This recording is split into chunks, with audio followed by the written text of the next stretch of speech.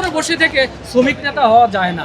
শ্রমিক নেতা হলে শ্রমিকের সাথে মিশতে হবে, শ্রমিকের কাছে কথা বলতে হবে, শ্রমিকের ওই সমস্ত শ্রমিকের কাজগুলো করতে হবে, তখন বোঝা যাবে শ্রমিকরা কতটুকু অবহেলিত বঞ্চিত। শ্রম দিচ্ছে, শ্রম দেওয়ার মাধ্যমে কিন্তু আমরা সবাই শ্রমিক। তো ওই সমস্ত শ্রমিকগুলা, যারা শিল্পপতির যে শ্রমিকগুলা, ওই শ্রমিকগুলা কিন্তু ভালোভাবে জীবনযাপন করে, কিন্তু আমরা যারা ওই সাধারণ শ্রমিক রয়েছি তারা কিন্তু অবহেলিত বঞ্চিত। আমরা কিন্তু কোনো সুবিধা ভোগ করতে পারতেছি না। দেখেন, আমাদের থাকার কোনো রেশন দিচ্ছে না, থাকার কোনো কোয়ার্টারের ব্যবস্থা দিচ্ছে না, যাতায়াতার যেই গাড়ি ভাড়া বলেন, গাড়ি বলেন, সেগুলো কিন্তু দিচ্ছে না।